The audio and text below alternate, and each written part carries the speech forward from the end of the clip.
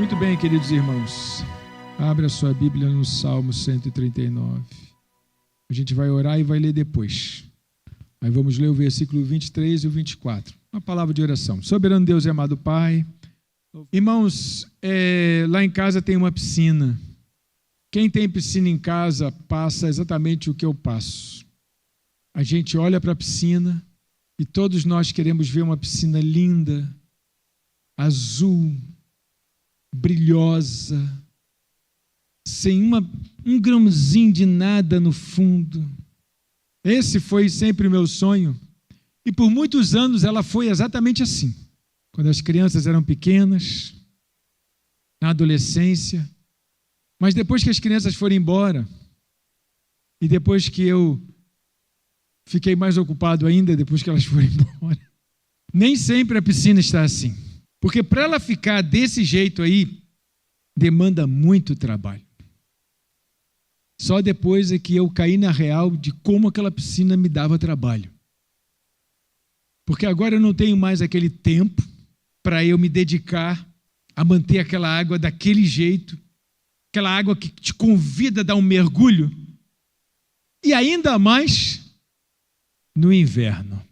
E quando eu olho para a piscina, que hoje está com a água cristalina, porém com o fundo sujo. Por que eu sei que a água está cristalina?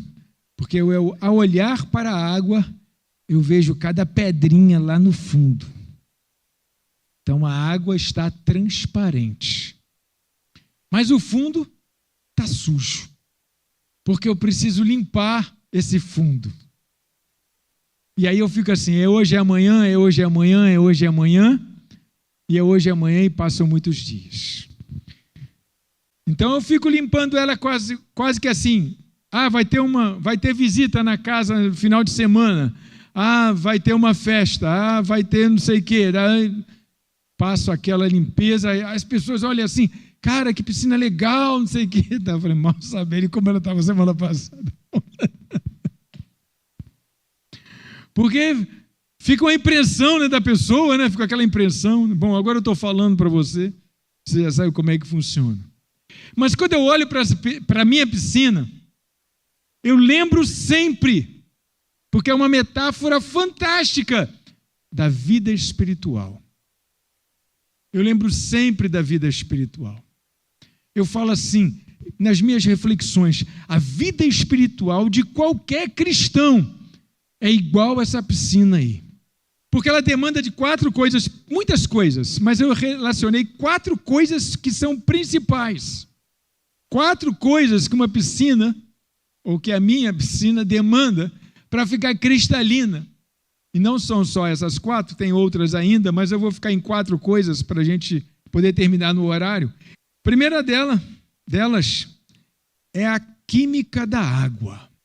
Os produtos que você manipula e coloca na piscina para ela dar aquele resultado brilhoso de água azulzinha e brilhosa. Senão ela pode ficar azul, mas opaca. Senão ela pode não ficar azul, ficar verde. Então a química da água, ela é importante. No cristão, a vida espiritual tem uma coisa que é tão importante quanto a química da água. E aí você vai abrir no Salmo 139, que você já abriu, no verso 23 e 24. Sonda-me, ó Deus, e conhece o meu coração. Prova-me e conhece os meus pensamentos. Vê se há em mim algum caminho mau e guia-me pelo caminho eterno. Uma pessoa, para zelar pela sua espiritualidade, ela precisa entender que o seu coração, ele precisa estar puro. Você tem que ser honesto de coração. Você tem que ser íntegro de coração, a ponto de pedir a Deus para ser sondado, não lhe vem à memória nada que lhe reprove. A ponto de você poder dizer, sonda-me, Senhor.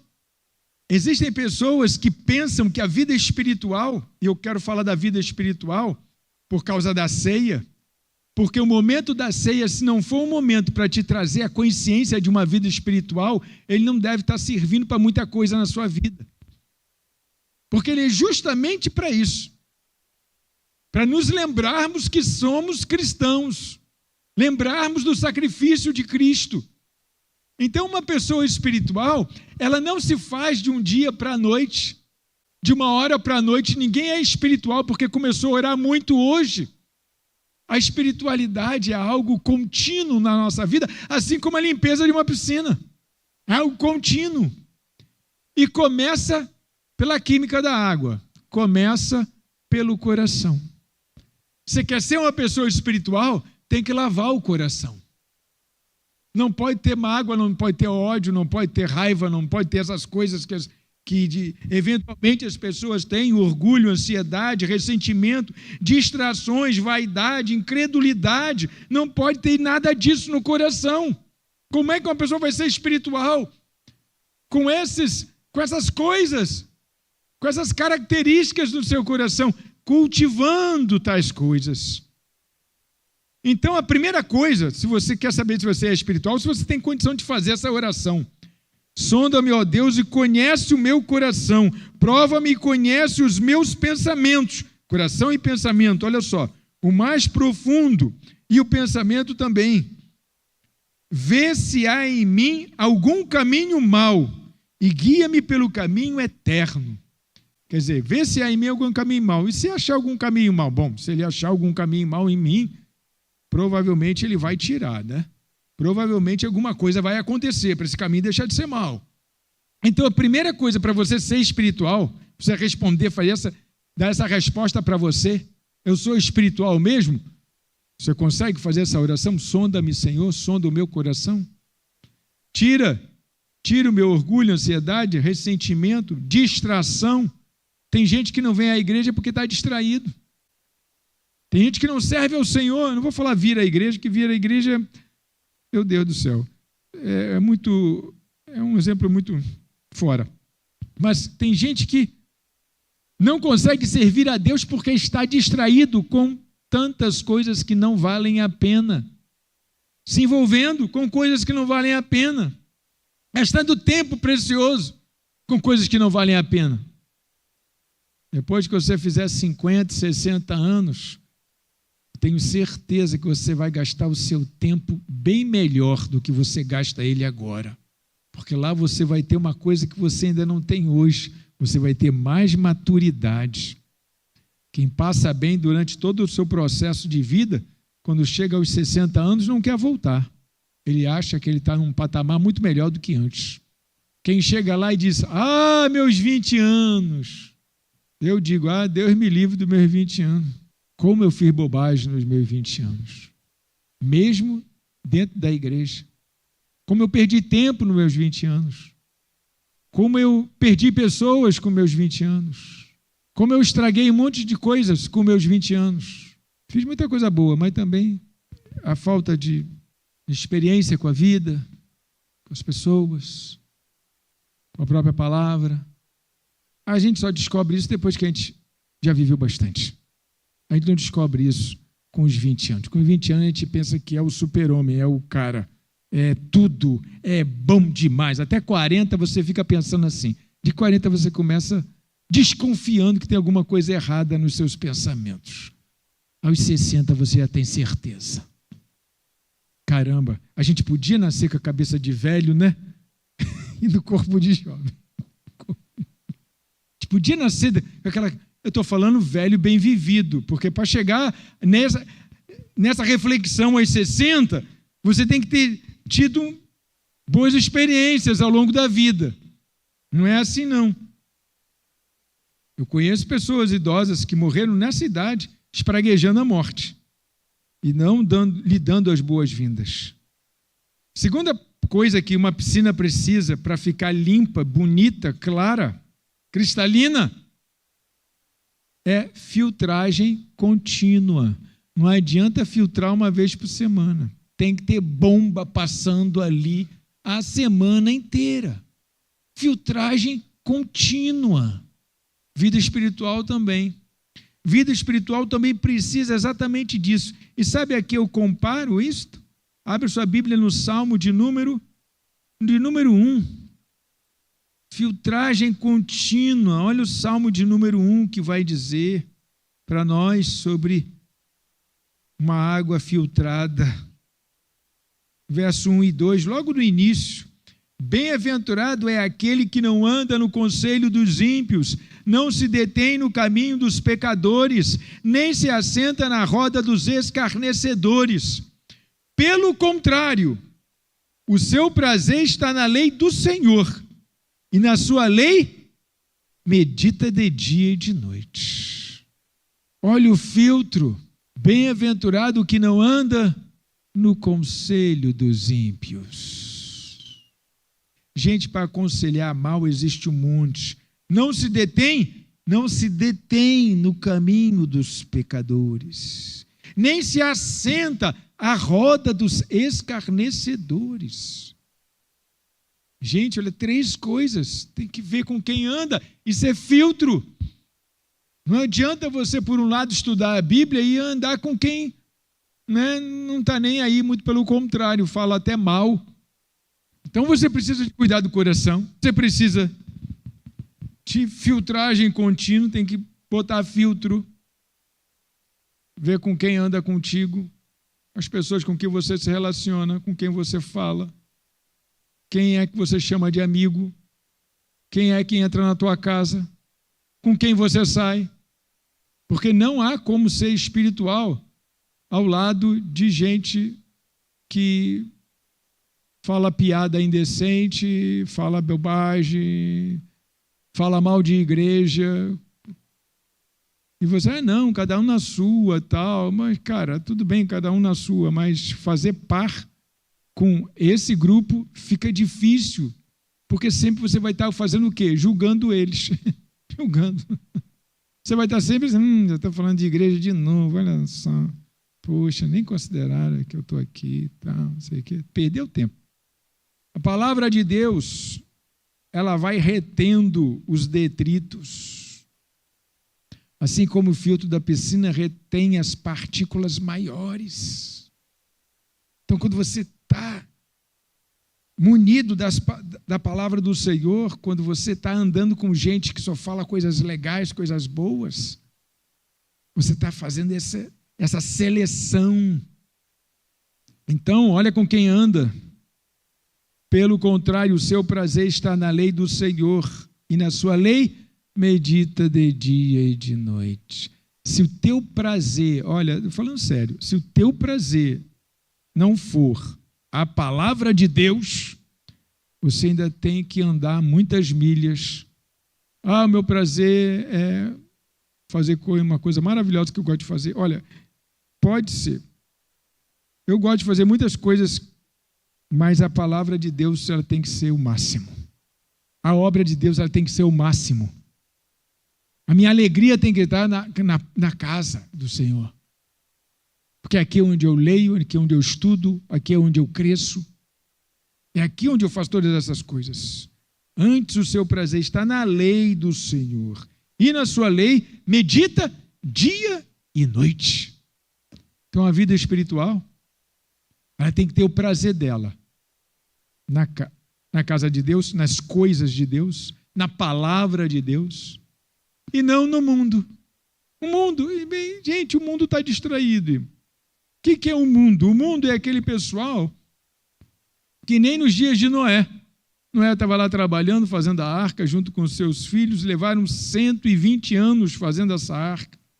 E o mundo estava lá comentando, mas como ele está fazendo um barco no seco, esse velho é doido, tal, e ninguém, não aparecia uma viva alma para ajudar, só para criticar.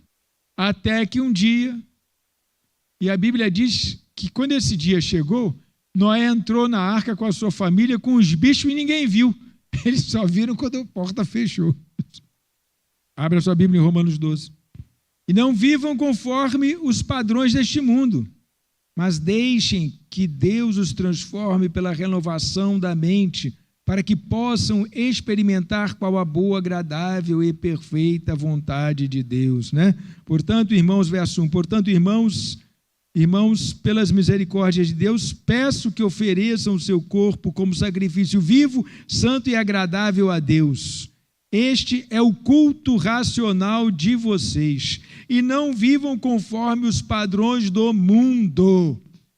Crente não pode viver conforme os padrões do mundo. Olha só, o mundo tem um jeito deles. O mundo tem um jeito de fazer negócio. O mundo tem um jeito de fazer festa. O mundo tem o jeito de trabalhar, de fazer as suas coisas. Nós não podemos fazer festa como o mundo. Nós não podemos fazer negócio como o mundo. Nós não podemos trabalhar em lugares que ofendam a nossa fé. O próprio trabalho em si ofende a nossa fé. Já contei aqui várias vezes, né? E logo no início da vida, chegando na casa de meu sogro, ele vendo eu ou desempregado ou mal empregado, enfim, não sei como é que ele via isso. Mas ele disse que ia arrumar um emprego para mim, e eu sei que ele arrumaria um emprego na Souza Cruz para eu fazer cigarro. Meu Deus do céu. Disse que eu poderia ser um supervisor.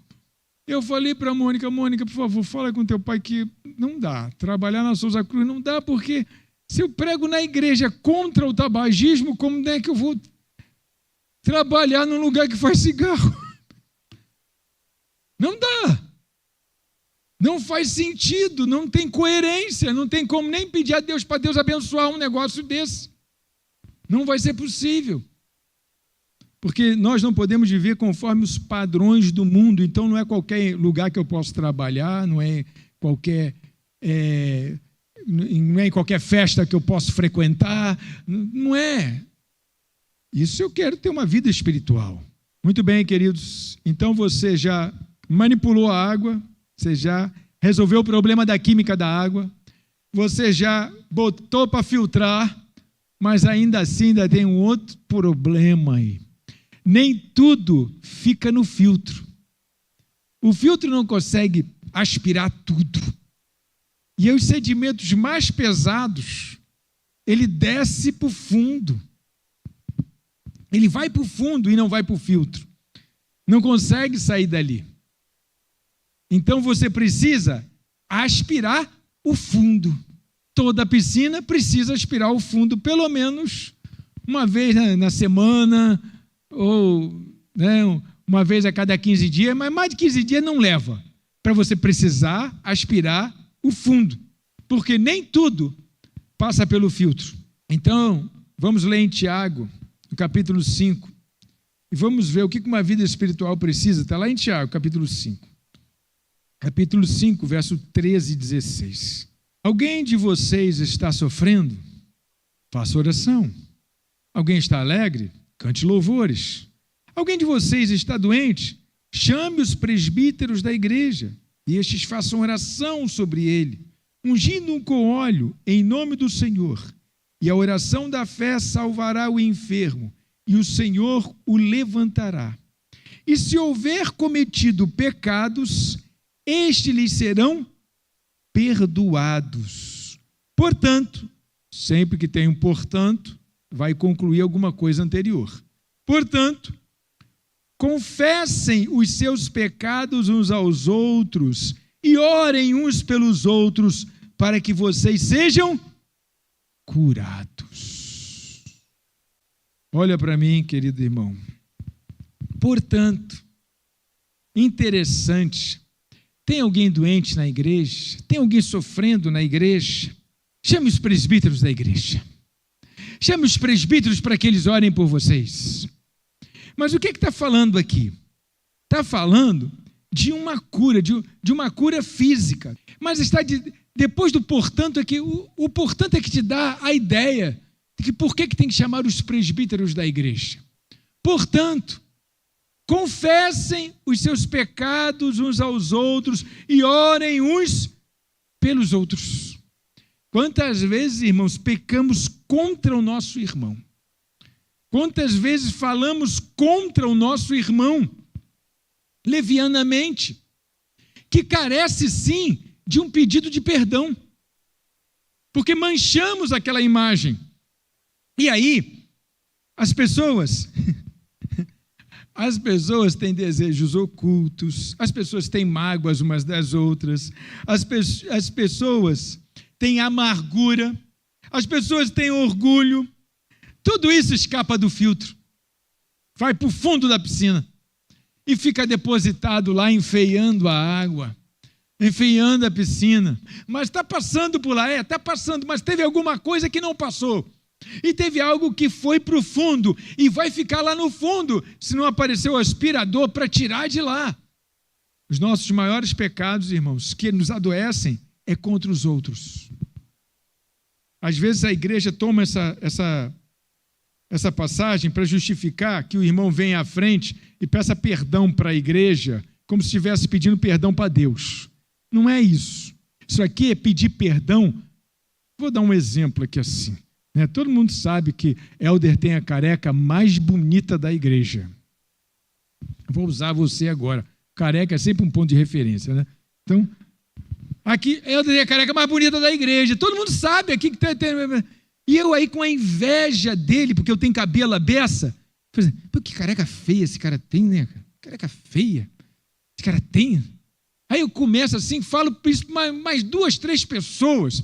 E alguns concordam, outros discordam, outros colocam para frente ainda. Você está entendendo? Eu pequei contra ele.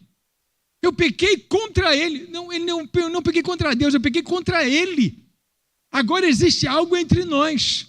Uma inveja minha da careca que ele tem. Pois é. Pois é, não é qualquer um para sustentar uma careca dessa.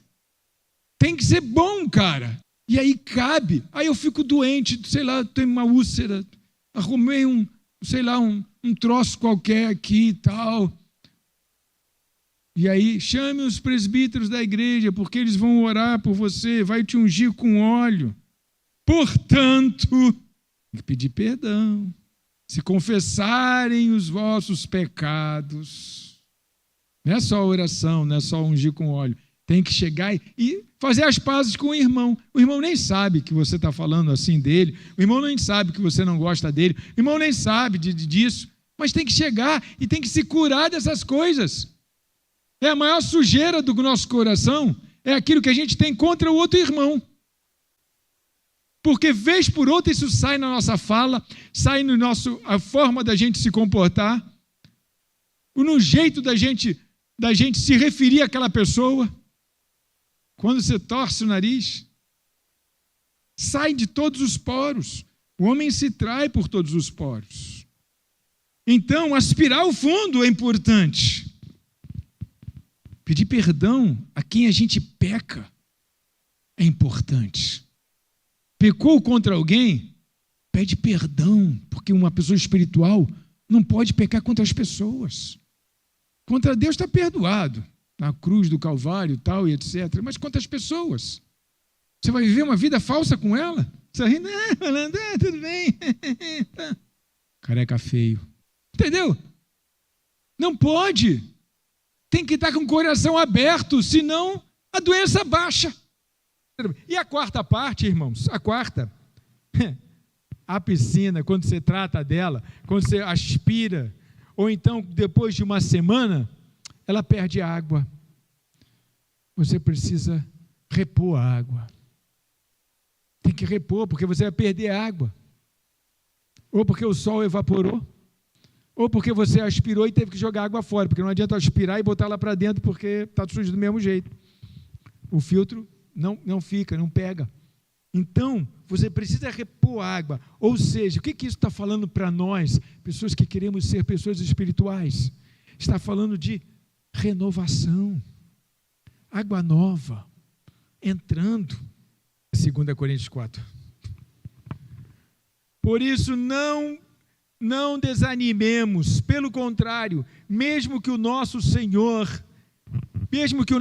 exterior se desgaste, o nosso ser interior se renova dia a dia, porque a nossa leve e momentânea tribulação produz para nós um eterno peso de glória, acima de toda comparação, na medida em que não olhamos para as coisas que se veem, mas para para as que não se veem, porque as coisas que se veem são temporais, mas as que não se veem são eternas. Pelo contrário, mesmo que o nosso ser exterior se desgaste, se corrompa, nós temos a obrigação de nos renovarmos no Senhor. A obrigação é nossa. O nosso ser interior se renova dia a dia. Quem é o crente espiritual, senão aquele que está buscando ser renovado dia a dia? Amanhã, meu querido, é um novo dia. Amanhã é um novo momento. Amanhã é uma nova hora. Agora, só uma pessoa que está com a sua mente voltada para uma vida espiritual é que acha que o mundo acaba hoje e houve um grande problema hoje. Irmão, não houve um grande problema hoje. Hoje é hoje, basta cada dia o seu próprio mal. Amanhã tem sol de novo. Amanhã a vida está brilhando de novo. Amanhã eu tenho que levantar de novo.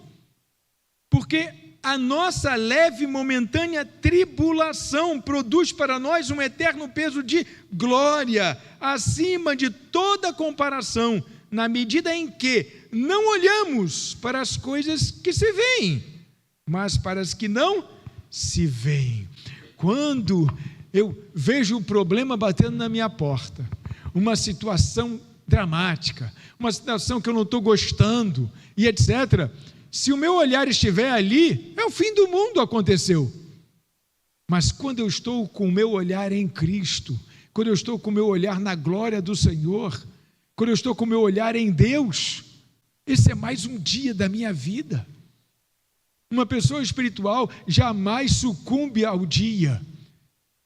Houve uma tribulação, sim, isso foi hoje, e amanhã? Não, amanhã ela passa, vai passar um dia. Irmãos, não existe sofrimento quando ele tem data para terminar.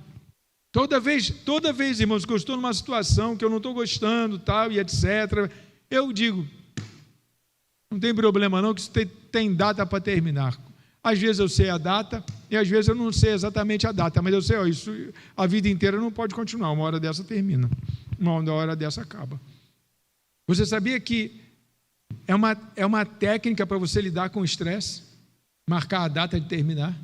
Eu estou fazendo serão todo dia, mas é só até o Natal. Eu já não aguento mais, mas o Natal termina. Você consegue suportar com mais facilidade. O estresse que adoece é aquele que não tem data para terminar. Esse adoece. Isso vai acabar quando? Não sei. Quando eu morrer, e então vai durar para sempre. Então, esse adoece. Agora, sofrimento que tem data para terminar, não, tem uma data. É só você viver. Bom, hoje é menos um dia, menos uma data. Está mais perto de terminar. Se tem a data para terminar. Agora, quando eu olho para o Senhor, eu sei que basta cada dia o seu próprio mal. Pessoas espirituais não sofrem pelo dia que passaram, mesmo que sejam dias de tribulação. Por quê? Porque à noite elas vão deitar e vão dormir. E no outro dia, chegou um outro dia. Você sabe quem é você? Se você consegue fazer isso, você está dentro do contexto de uma pessoa espiritual. Viva um dia de cada vez. Está na tribulação? Qual é a data que vai terminar? Quando é que isso termina? Quando os meus filhos estavam pequenos, né? Meu Deus do céu. Mas eu dizia para a Mônica, esquenta não, um dia eles crescem. Um dia eles crescem. E acaba. Mas aí depois veio os netos. Mas os netos já não é mais um problema direto nosso, é um problema deles. A gente compartilha de algumas coisas também. Mas entende a dinâmica da coisa? Tem data para terminar. Não tem que se apavorar. Tem data para terminar, a data vai chegar. O tempo está passando. Você diz assim, o tempo parou. Não, o tempo não parou. Tem data para terminar. E quando eu entendo que tem uma data para terminar, eu consigo continuar olhando para o Senhor. com mais facilidade. Amém? Seu trabalho lá tá difícil, tem data para terminar. A vida na família está difícil, tem data para terminar. O filho está dando problema, tem data para terminar. Quando tem data para terminar, a gente suporta melhor. Uma hora para, uma hora chega. Tem data para terminar. Eu fiz a minha faculdade lá de psicologia com muita ansiedade. E o que me sustentou muito naquela faculdade foi na hora que estava bem difícil, eu estava todo enrolado com um monte de coisa para apresentar, para trazer, para estudar, para ler. Eu falava, meu Deus, tem data para terminar. Tem data para terminar. E gozada que já terminou há 10 anos atrás. Final desse ano, faz 10 anos que terminou. Olha só, eu já nem lembro mais disso. Glória a Deus. Você conseguiu se reconhecer como uma pessoa espiritual? Química da água, coração puro diante do Senhor. Filtragem, você precisa filtrar as pessoas com quem você fala, anda, faz negócios e etc. Aspiração do fundo, precisa pedir perdão às pessoas que você tem um pecado, tem uma mágoa, tem uma inveja. E renovação. Olhar sempre para Deus, quem olha sempre para Deus está sempre se renovando. Vamos curvar a cabeça para uma palavra de oração. Deus e Pai amado, soberano Senhor,